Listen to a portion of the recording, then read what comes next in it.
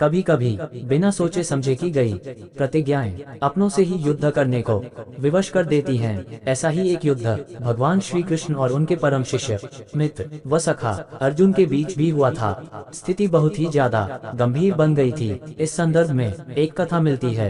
एक बार महर्षि गालव जब प्रातः काल की बेला में सूर्य को अर्घ्य प्रदान कर रहे थे, तभी उनकी अंजलि में आकाश मार्ग में जाते हुए चित्रसेन गंधर्व की थूकी हुई पीक गिर गई। मुनि को इससे बड़ा क्रोध आया। वे उसे श्राप ही देना चाहते थे कि उन्हें अपने तपोनाश का ध्यान आ गया और वे रुक गए। उन्होंने जाकर भगवान श्री कृष्ण से प्रार्थना की। भगवान श्री कृष्ण ने मुनि की बात सुनकर तुरंत प्रतिज्ञा कर ली कि 24 घंटे के भीतर चित्रसेन का वध कर देंगे। ऋषि को अपनी प्रतिज्ञा के प्रति पूरी तरह संतुष्ट करने के लिए उन्होंने माता देवकी तथा महर्षि के चरणों की शपथ ले ली। गालव जी अभी लौटे ही थे कि देवर्षि नारद वीणा बजाते हुए भगवान श्री कृष्ण के पास पहुंच गए। भगवान ने उनका स्वागत आतिथ्य किया। शांत होने पर नारद जी ने कहा, प्रभु आप तो परमानंद कंद कहे जाते हैं। आपके दर्शन से लोग विषाद मुक्त हो जाते हैं, पर पता नहीं क्यों आज आपके मुख कमल पर विषाद की रेखा दिख रही है। इस पर श्याम सुंदर ने गालव जी के सारे प्रसंग को सुनकर अपनी प्रतिज्ञा सुनाई। भगवान की बात सुनकर नारद जी वहां से चलकर चित्रसेन के पास पहुंचे। चित्रसेन भी उनके चरणों में गिर अपनी कुंडली आदि लाकर ग्रह दशा पूछने लगे। नारद जी ने कहा, अरे तुम अब ये सब क्या पूछ रहे हो? तुम्हारा अंतकाल निकट आ पहुंचा है। अपना कल्याण चाहते हो तो बस कुछ दान पुण्य कर लो। 24 घंटों में श्री कृष्ण ने तुम्हें मार डालने की प्रतिज्ञा कर ली है। मृत्यु के भय से घबराया चित्रसेन इधर उधर दौड़ने लगा। वह ब्रह्मधाम, शिवपुरी, इंद्र, यम, वरुण सभी के लोकों में दौड़ता फिरा, पर किसी ने उसे अपने यहाँ ठहरने तक नहीं दिया। श्री कृष्ण से शत्रुता कौन उधार ले? अब बेचारा गंधर्वराज अपनी रोती पीटती स्त्रियों के साथ नारद जी की ही शरण में आया। नारद जी दयालु तो ठहरे ही बोले, अच्छा यमुना तट पर चलो। वहां जाकर एक स्थान को दिखाकर कहा, आज आधी रात को यहाँ एक स्त्री आएगी। उस समय तुम ऊंचे स्वर में विलाप करते रहना, वह स्त्री तुम्हें बचा लेगी। पर ध्यान रखना, जब तक वह तुम्हारे कष्ट दूर कर देने की प्रतिज्ञा न कर ले तब तक तुम अपने कष्ट का कारण भूलकर भी मत बताना। नारद जी की लीला जारी रही। एक ओर तो चित्रसेन को यह समझाया, दूसरी ओर पहुंच गए अर्जुन के महल में सुभद्रा के पास। उससे बोले, सुभद्रे आज का पर्व बड़ा ही महत्वपूर्ण है। आज आधी रात को यमुना स्नान करने तथा किसी दीन की रक्षा करने से अक्षय पुण्य की प्राप्ति होगी। आधी रात को सुभद्रा अपनी एक दो सहेलियों के साथ यमुना स्नान को पहुंची। वहां उन्हें रोने की आवाज सुनाई पड़ी। नारद जी ने दीनोद्धार का महात्म्य बतला ही रखा था। सुभद्रा ने सोचा, चलो अक्षय पुण्य लूट ही लूं।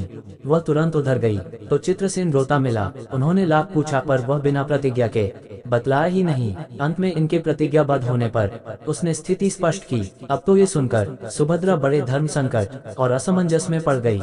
एक ओर श्री कृष्ण की प्रतिज्ञा, वह भी ब्राह्मण के लिए, दूसरी ओर अपनी प्रतिज्ञा। अंत में शरणागत की रक्षा करने का निश्चय करके वह उसे अपने साथ ले गई। घर जाकर उन्होंने सारी परिस्थिति अर्जुन के सामने रखी। अर्जुन का चित्रसेन मित्र भी था। अर्जुन ने सुभद्रा को सांत्वना दी और कहा कि तुम्हारी प्रतिज्ञा पूरी होगी। नारद जी ने इधर जब ये सब ठीक कर लिया तब द्वारका पहुँचे और श्री कृष्ण से कह दिया कि महाराज, अर्जुन ने चित्रसेन को आश्रय दे रखा है, इसलिए आप सोच विचार कर ही युद्ध के लिए चलें। भगवान ने कहा, नारद जी एक बार आप मेरी ओर से अर्जुन को समझाकर लौटाने की चेष्टा करके तो देखिए। अब देवर्षि पुनः दौड़ते हुए द्वारका से इंद्रप्रस्थ पहुँचे। अर्जुन ने सब सुनकर साफ कह दिया, यद्यपि मैं सब प्रकार से श्री कृष्ण की ही शरण में हूँ और मेरे पास केवल उन्हीं का बल है, तथापि अब तो उनके दिए हुए उपदेश क्षत्रिय धर्म से कभी विमुख न होने की बात पर ही दृढ़ हूँ। मैं उनके बल पर ही अपनी प्रतिज्ञा की रक्षा करूंगा। प्रतिज्ञा छोड़ने में तो वे ही समर्थ हैं। दौड़कर देवर्षि अब द्वारका आए और ज्यों का त्यों अर्जुन का वृतांत कह सुनाया। अब क्या हो? युद्ध की तैयारी हुई। सभी यादव और पांडव रण क्षेत्र में पूरी सेना के साथ उपस्थित हुए। भीषण युद्ध छिड़ गया। बड़ी घमासान लड़ाई हुई पर कोई जीत नहीं सका। अंत में श्री कृष्ण ने सुदर्शन चक्र छोड़ा, अर्जुन ने पाशुपतास्त्र छोड़ दिया।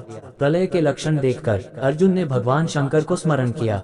उन्होंने दोनों शस्त्रों को मनाया।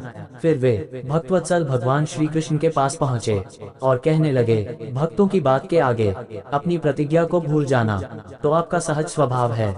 इसकी तो असंख्य आवृत्तियां हुई होंगी। अब तो इस लीला को यहीं समाप्त कीजिए। बाण समाप्त हो गए। प्रभु युद्ध से विरत हो गए। अर्जुन को गले लगाकर उन्होंने युद्धश्रम से मुक्त किया। चित्रसेन को अभय किया। सब लोग धन्य धन्य कह उठे, पर गालव को ये बात अच्छी नहीं लगी। उन्होंने कहा, ये तो अच्छा मजाक रहा। स्वच्छ हृदय के ऋषि बोल उठे, लो मैं अपनी शक्ति प्रकट करता हूँ। मैं कृष्ण, अर्जुन, सुभद्रा समेत चित्रसेन को जला डालता हूँ। पर बेचारे साधु ने ज्यों ही जल हाथ में लिया, सुभद्रा बोल उठी, मैं यदि कृष्ण की भक्त हूँ और अर्जुन के प्रति मेरा पातिव्रत्य पूर्ण हो तो ये जल ऋषि के हाथ से पृथ्वी पर न गिरे। ऐसा ही हुआ। गालव बड़े लज्जित हुए। उन्होंने प्रभु को नमस्कार किया और वे अपने स्थान पर लौट गए।